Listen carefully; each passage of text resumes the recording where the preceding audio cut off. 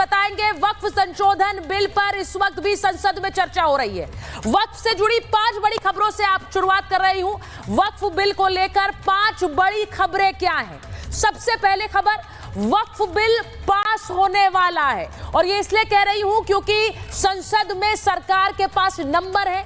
12 बजे से जो चर्चा शुरू हुई है वो रात 9 बजे तक चलेगी और इसमें पक्ष और विपक्ष दोनों ही तरफ से जो बड़े बड़े नेता हैं, सांसद हैं, वो अपना पक्ष रख रहे हैं। अखिलेश यादव बोले, अनुराग ठाकुर बोले, रविशंकर प्रसाद ने अपनी बात रखी। अब थोड़ी देर बाद 9 बजे तक ये चर्चा होनी है। विपक्ष लगातार कह रहा है इसका समय अवधि बढ़ाई जाए। सरकार इस चर्चा को आगे बढ़ा रही है, लेकिन एक बात तय है, समय बढ़े ना बढ़े लेकिन वक्फ बिल पास होना तय है क्योंकि सरकार के पास नंबर्स है। ये सबसे पहली खबर है। दूसरी बड़ी खबर वक्फ को लेकर, वक्फ बिल को लेकर दूसरी बड़ी खबर आपको बताऊं कि all India Muslim personal law board ने सीधे सीधे धमकी दी है। All India Muslim personal law board का कहना है कि अगर ये बिल पास हो गया तो किसान आंदोलन जैसा आंदोलन हम इस देश में करेंगे, जिसका सीधा मतलब यह है कि सीए एनआरसी से ज्यादा बड़ा आंदोलन होगा। जिस तरह किसान सड़कों पर उतर आए, बॉर्डर्स घेर लिए, बॉर्डर्स पर बैठकर आंदोलन किया, सड़कें जाम की, कुछ उसी तरह का आंदोलन all India Muslim personal law board अब कह रहा है, किसान आंदोलन जैसा आंदोलन जिससे कि सरकार को मजबूर कर दे कि वो कानून वापस ले। जिस तरह कृषि कानून वापस लिए, अब वही वाली रणनीति होगी, ये all India Muslim personal law board का कहना है। तीसरी बड़ी खबर आपको बता रही हूं, वक्फ संशोधन बिल से जुड़ी हुई। आज संसद में अमित शाह वर्सेस अखिलेश यादव हुआ। और क्यों हुआ? क्योंकि जहां एक तरफ वक्फ संशोधन बिल पर चर्चा हो रही थी, वहीं दूसरी तरफ समाजवादी पार्टी के नेता अखिलेश यादव ने कहा कि लोकतंत्र की बात करने वाली पार्टी अभी तक अपना राष्ट्रीय अध्यक्ष नहीं चुन पाई है। यह बात उन्होंने कही, तंज उनका बीजेपी पर था। सामने गृह मंत्री अमित शाह बैठे हुए थे, उन्होंने कहा, वो खड़े हुए और उन्होंने कहा कि आप बीजेपी के अध्यक्ष की चिंता मत करिए, आप आने वाले 25 साल तक अध्यक्ष रहेंगे, ये तय है, आपकी पार्टी का लोकतंत्र ये है। तो वो जो नोकझोंक हुई है वो भी आज आपको दिखाऊंगी, क्योंकि लोकतंत्र में विपक्ष जब एक तरफ से वक्फ संशोधन बिल के खिलाफ बोल रहा है, लेकिन वहीं अमित शाह और अखिलेश यादव के बीच कैसे ये नोकझोंक हुई वो भी आपको दिखाऊंगी। चौथी बड़ी खबर आज वक्फ संशोधन बिल से जुड़ी हुई। और एआईएमआईएम असदुद्दीन ओवैसी की पार्टी ने साफ कर दिया है कि वो शाहीन बाग वाली तैयारी कर रहे हैं। ये बिल आने वाला है और ये बिल जब कानून बन जाएगा तो ओवैसी कह रहे हैं हम पुरजोर कोशिश करेंगे संसद में कि ये बिल पास ना हो, लेकिन अगर ये बिल पास होता है तो हम शहर शहर शाहीन बाग बना देंगे। ये चौथी बड़ी खबर है। यानी एआईएमआईएम एक देशव्यापी आंदोलन की तैयारी कर रही है, एक ऐसा आंदोलन जिसमें पार्टी देश भर में अलग अलग राज्यों में अपने कार्यकर्ताओं से कहेगी और आम मुसलमानों से कहेगी कि एक देशव्यापी आंदोलन इसे बना दीजिए। असदुद्दीन ओवैसी भी संसद में बोलने वाले हैं, वो आज संसद में क्या कहेंगे ये भी सुनिएगा। और इसी के साथ 5वीं बड़ी खबर आपको बता रही।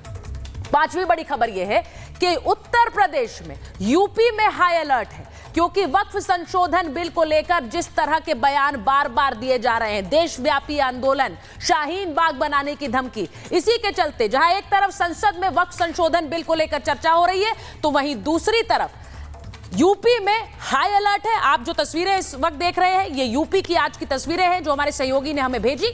कैसे जगह जगह पर पुलिस पेट्रोलिंग हो रही है, पुलिस फोर्स तैनात है, क्योंकि बहकाने वाले बयान से किसी तरह का कोई तनाव ना फैले। इस वक्त एक बड़ी चर्चा देश की संसद में चल रही है और देश की संसद में किस तरह के बयान दिए जा रहे हैं मैं एक एक करके आपको सुनवाऊंगी। आज देश की संसद में वक्फ संशोधन बिल को लेकर क्या क्या बयान दिए गए, लेकिन सबसे पहले आपको दिखाती हूं, देश में मुसलमान सेलिब्रेट कर रहे हैं। ये तस्वीरें देखिए, भोपाल से आई।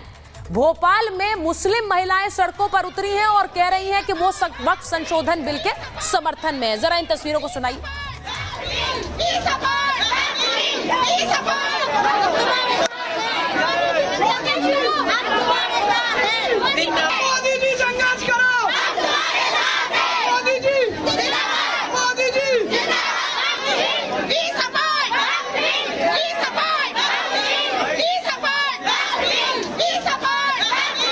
भोपाल की औरतों की आवाज है। वहीं दूसरी तरफ देखिए भोपाल में सेलिब्रेशन कैसे हो रहा था। ये देखिए ढोल नगाड़े बजाए जा रहे हैं, ये लोग कह रहे हैं गरीब मुसलमानों का शोषण वक्फ बोर्ड के चलते होता रहा, अब ये जश्न मना रहे हैं कि वो शोषण पर लगाम लगेगी। तो ये तस्वीरें आई हैं भोपाल से। वहीं दूसरी तस्वीर दिखाइए, दिल्ली की तस्वीर आपको दिखाती हूं। दिल्ली में देखिए, वक्फ बोर्ड कब्जा माफिया कह रहे हैं, वक्फ बोर्ड कब्जा माफिया, ये दिल्ली की तस्वीरें हैं। और यहां पर कैसे समर्थन में उतरे हैं लोग सड़कों पर, जरा ये भी सुनिए।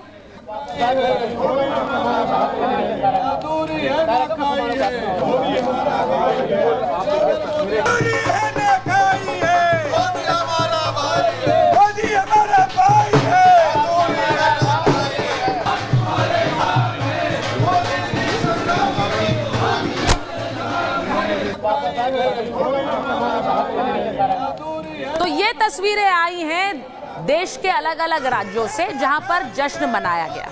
अब आपको दिखाती हूं देश की संसद में, देश की संसद में कैसे आज घमासान मचा हुआ है, तर्क रखे जा रहे हैं, एक तीखी बहस चल रही है। सुनिए वक्फ संशोधन बिल के समर्थन में पक्ष विपक्ष क्या कह रहे हैं। मोदी जी आगे बढ़ो।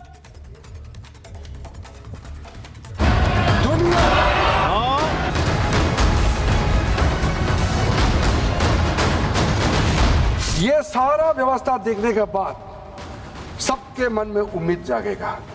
उम्मीद इसलिए जागेगा कि एक नए सवेरा आने वाला है, इसलिए नए एक्ट का नाम भी उम्मीद हो गया है। वक्फ बिल के आने से पूरी दुनिया में एक गलत संदेश भी जाएगा। इससे देश की सेकुलर इमेज को बहुत धक्का लगेगा।